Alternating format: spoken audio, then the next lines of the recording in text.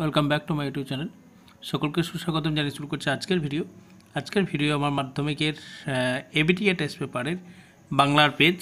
তো অলরেডি আমি তোমাদের দিয়ে রেখেছিলাম 105 পৃষ্ঠা পর্যন্ত, তাই না? তারপরে দেখো আমরা চেষ্টা করছি কমপক্ষে 2-3টে দেওয়ার এই ভিডিওতে, 128, 153 এবং 171 দিকে। তো চলো শুরু করি সেই ভিডিওগুলো সরাসরি, অর্থাৎ তোমরা বের করো 128 পৃষ্ঠাতে। তো সেই ভিডিওতে যাওয়ার আগে প্রত্যেকের কাছে আরও একবার রিকোয়েস্ট, যারা ভিডিওটি দেখছেন অবশ্যই আমার চ্যানেলটি কিন্তু সাবস্ক্রাইব করবেন, আর যারা করেছেন তাদেরকে অসংখ্য ধন্যবাদ। বলতে বলতেই আমরা কিন্তু চলে এসেছি 128 পৃষ্ঠাতে। খুলে ফেলে চলে এসেছি তোমরা 105 পৃষ্ঠাতে, চলো 128 পৃষ্ঠাতে। তো সেগুলো আমরা দেখে নিই। ছোটো মাসি ডিম ভাজার সঙ্গে খাই চা। সপ্তাহে হরিদা বহুরূপে সেজে বেরোয় একদিন। অপূর্ব কোন পাত্রে আহার সম্পন্ন করে? পিতলের পাত্রে। 4 আফ্রিকা বিদ্রোহ করেছিল ভীষণকে। 5 বধূদের তুলে ধরার কথা বলা হয়েছে প্রদীপ। হাসিবে মেহবাগন হলেন দেবরাজ ইন্দ্র। আদিতে ফাউন্টেন পেনের নাম ছিল রিজার্ভার পেন। শৈশবে লেখকদের লেখার পাত ছিল কলাপাতা। ব্রঞ্চের শলাকার পোশাকের নাম স্টাইলাস। বাক্য ক্রিয়াপদের সঙ্গে অন্য পদের সম্পর্ক বা অন্যয়কে বলা হয় কারক। বহুপ্রী সমাসের অর্থ প্রধানত অন্য পদের, এটা তৃতীয় পদের অর্থ প্রাধান্য পায়, সেই জন্য আমরা এখানে অন্য পদ দেওয়া হচ্ছে, সেই জন্য অন্য পদ হবে। সমস্ত সমতলা ধরে গেল আগুন। নিম্নলিখিত কারকটি কোন কারণ? এটি অধিকরণ কারকের হবে। নতুন মেশক দেখে জ্ঞানচক্ষু খুলে গেল তপনের, এটা হচ্ছে রূপ কর্মধারী সমাসের উদাহরণ। রাজায় রাজা যুদ্ধ হার, এটি ব্যতিহার কর্তার উদাহরণ। অনুসর্গগুলি হলো এক প্রকারের অব্যয়। ব্যাসবাক্যের অপর নাম হচ্ছে বিগ্রহ বাক্য। তেপান্তর পদটি যে সমস্যার উদাহরণ তা হলো দিগু। এরপরে এসে আমরা 1 নম্বরের প্রশ্নগুলো উত্তরগুলো দেখি। মা বলেন, মা কি বলেছিলেন? যে কে বলেছিল? তপনকে বলেছিল যে সেই গল্পটি যেটি ছাপা হয়েছে সেটি পড়ার জন্য। আক্ষেপ করেন হরিদার আক্ষেপের কারণ কি? কারণ সেই যে ভয়ঙ্কর দুর্লভ জিনিসের কথা বলা হয়েছিল কি না, সেই জগদীশবাবুর বাড়িতে যে এসেছিলেন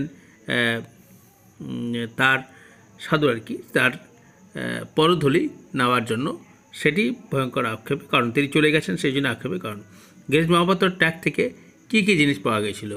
গেজ মহাপাত্রের ট্যাগ থেকে পাওয়া গিয়েছিল, এটা খুব ইম্পর্টেন্ট, একটি টাকা ও গন্ডা 6 পয়সা। ট্যাগ থেকে আর পকেট থেকে দুটো ভালো করে দেখবি কিন্তু। ক্রমশ কথাটা ছড়িয়ে পড়লো। কোন কথাটা ছড়িয়ে পড়লো? তার ছোটো মাসির এই ছোটো মেসমশাইয়ের গল্পটি কারেকশন করে ছাপিয়ে দেওয়ার কথাটি কিন্তু ছেড়ে গেল। প্রশ্ন, বাইজি ছদ্মবেশে হরিদা রোজগার হয়েছিল কত? 8 টাকা 10 আনা। তারপর সে জানতো না, সে কি জানতো না যে কবি বা গল্পকথক সে আর ফিরবে না। আমরাও তবে এইভাবে কবি কি এইভাবে মরে যাওয়ার কথা বলা হয়েছে। কি সন্দেহ করেছে? মরে যাওয়ার কথা সন্দেহ করেছে। সভ্যতার শেষ পুণ্যবাণীটি কি? পুণ্যবাণীটি হচ্ছে ক্ষমা করো। তারপরে হচ্ছে মহাবাহু বিস্ময়, মানে মহাবাহু বিস্ময়ের কারণটি কি? মহাবাহু বলতে এখানে ইন্দ্রজিতের কথা বলেছেন। তিনি বিস্ময়ের কারণ হচ্ছে কি, যে ইন্দ্রজিৎ 3 বার যুদ্ধে রামচন্দ্রকে পরাজিত করেছেন, তার হাতেই আবার কীভাবে তার ভাইয়ের মৃত্যু হলো। তারপরে দেখো এসেছে এবার অনাগত কিভাবে আসছে? প্রলয় নেশায় অনাগতরা আসছে। তারপরে তোমাদের জানো যে তোমাদের প্রবন্ধ থেকে প্রশ্ন রয়েছে। 4 খণ্ড রামায়ণ কপি করে একজন অষ্টাদশ শতকে কত পারিশ্রমিক পেতেন? এই পারিশ্রমিক যেটা পেতেন সেটা হচ্ছে তোমাদের ওই নগদ 60 টাকা, কিছু কাপড় আর মিষ্টান্ন পেতেন। তারপরে রয়েছে সেই আঘাতে পরিণত নাকি মৃত্যু। কার কীভাবে? তৈলক্যনাথ মুখোপাধ্যায়ের মৃত্যু হয়েছিল নিজের কলমের অসাবধানতার কারণে তার মৃত্যু হয়েছিল। 3 দাগের প্রশ্নটি এদিকে রয়েছে। তার ছিল ফাউন্টেন নেশা। তার বলতে কার কথা বলেছে? শরৎচন্দ্র চট্টোপাধ্যায়ের সমানি সমশিষ্যানি ঘনানি বিরলানি চ বাক্যটির অর্থ কী? এটির অর্থ হলো যে সব অক্ষর সমান এবং প্রতিটি ছত্র সুশৃঙ্খল পরিচ্ছন্ন।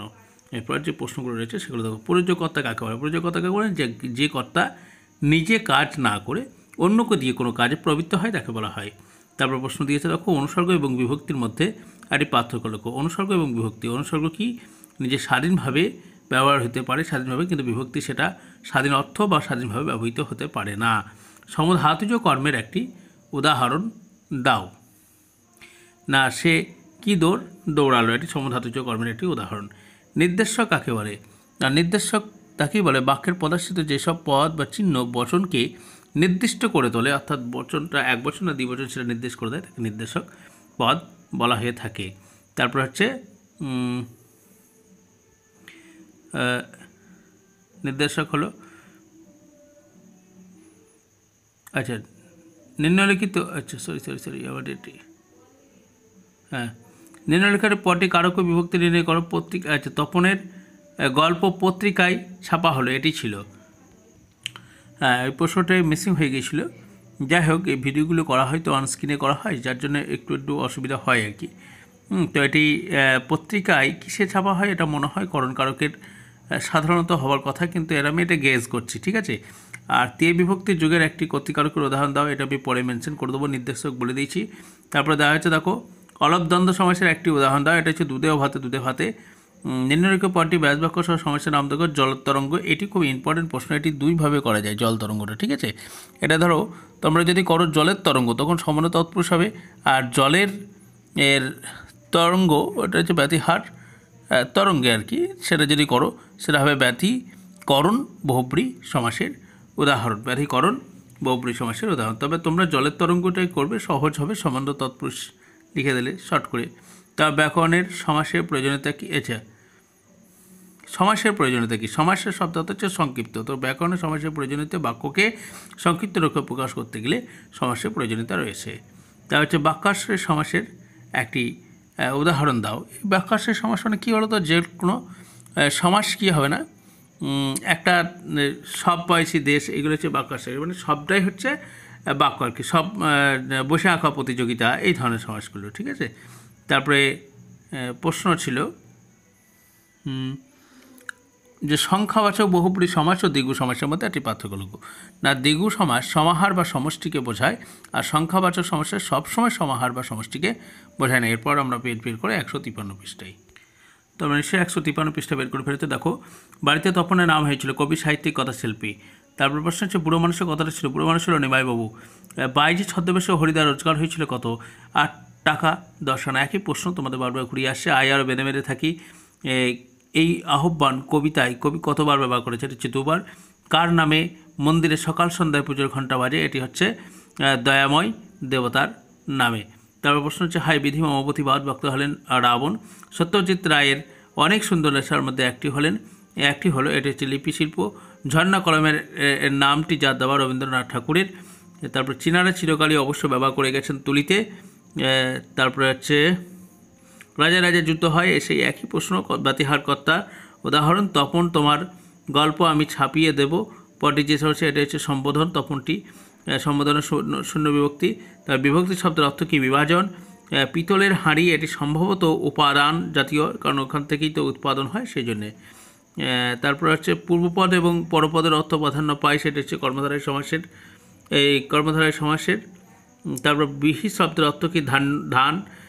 গর্বে যারা সূর্যহারা অরণ্যে আছে, সূর্যহারা এটি আমি এখনও পাইনি, এটি পরে বিশ্লেষণ করে দেবো। তারপর হচ্ছে সমস্ত পদের অপর নাম কি? সমাসবদ্ধ পদ। তারপর যে প্রশ্নগুলো 1 নম্বরে দিয়েছে সেটা দেখো, যে তপনের মেশো লেখা গল্পগুলি কোন পত্রিকার সঙ্গে তারা পত্রিকা প্রকাশিত হয়েছিল?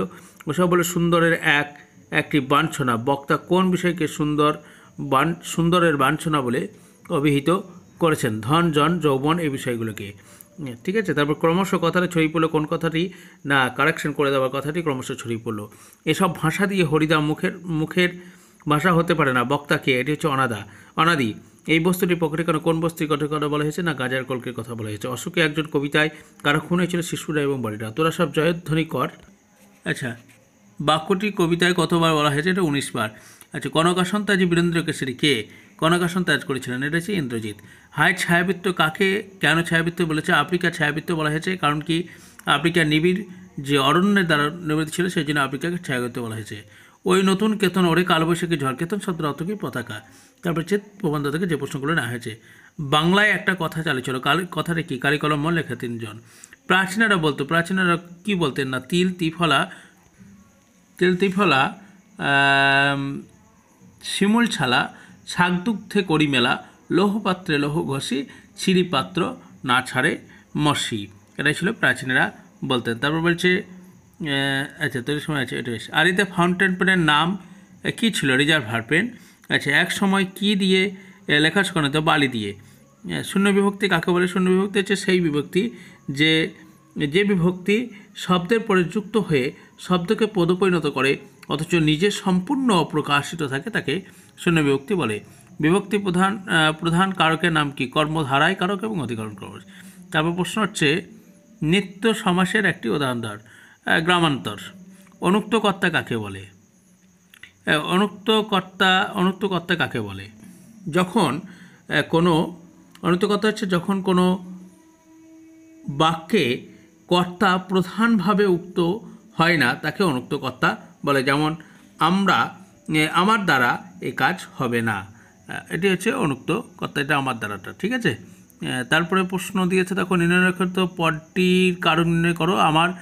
তারা স্বপ্ন দেখতে পারলো না, স্বপ্ন হচ্ছে কর্মকারকের শূন্য বিভক্তি। ইন্দ্রজিৎ শব্দটি ব্যাসবাক্য সমাস নির্ণয় করে। এটি ইন্দ্রকে জয় করেছেন যিনি, ইন্দ্রজিৎ উপপদ তৎপুরুষের সমাস। বাক্যাশ্রয় সমাসের একটি দৃষ্টান্ত লেখো। বাক্যাশ্রয় তো একটু আগেই বললাম যে সব পেয়েছি দেশ, বসে আঁকো, প্রতিযোগিতা ইত্যাদি। সম্বোধন পদের একটি উদাহরণ দাও। বাছায় একটু সরে দাঁড়াও।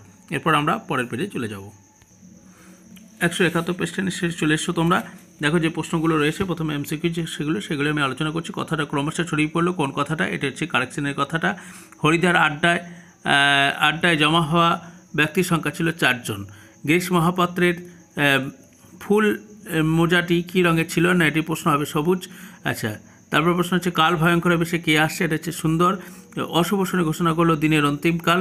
গর্বে যারা অন্ধ তোমার সূর্যহারা অরণ্যের চেয়ে। এই নেশা পেয়েছে শরৎদার কাছ থেকে। কোন নেশার কথা? এটি হচ্ছে ফাউন্টেন পেন সংগ্রহের কথা। আমরা তাতে হোম টাস্ক করতাম। তাতে বলতে কাছে বলা হয়েছে কলা পাতায়। সরস্বতী পুজো কাঁচের দোয়াতে কালির বদলে যা রাখা হচ্ছে সেটি হচ্ছে এখন দুধ।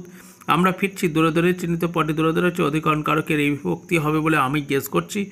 বাংলায় অকারকর কণ্ঠে এটি সম্বন্ধ পদ। বজ্রশিকার মশার হচ্ছে ভয়ঙ্কর হচ্ছে কর্তাকারকের শূন্য বিভক্তি। বিভক্তি শব্দের অর্থ হচ্ছে বিভাজন। উপপদ বলতে কি বলছে? কৃদন্ত পদের আগে যে পদ বসে। আচ্ছা, সুবর্ণলতা ব্যাসবাক্য সমাস নির্ণয় করো। এটি সুবর্ণলতা, আমি এটা গেস করতে পারছি না, সেই জন্য বলছি না। ব্যাসবাক্য অন্য যে নামে পরিচিত সেটা হচ্ছে বিগ্রহ বাক্য। হচ্ছে পদের প্রাধান্য ঘটে, এটি হচ্ছে পরপরে প্রাধান্য ঘটে, এটি হচ্ছে তৎপুরুষ সমাস। এর এসিকিউগুলো আমি পরের কোনো ভিডিওতে তার সাথে অ্যাড করে দিচ্ছি। আজকের ভিডিও আপাতত এটুকুই। যদি ভিডিওগুলো ভালো লাগে থাকে অবশ্যই লাইক, কমেন্ট, শেয়ার করতে ভুলবেন না। ভিডিওটি শেষ পর্যন্ত দেখার জন্য অবশ্যই ধন্যবাদ।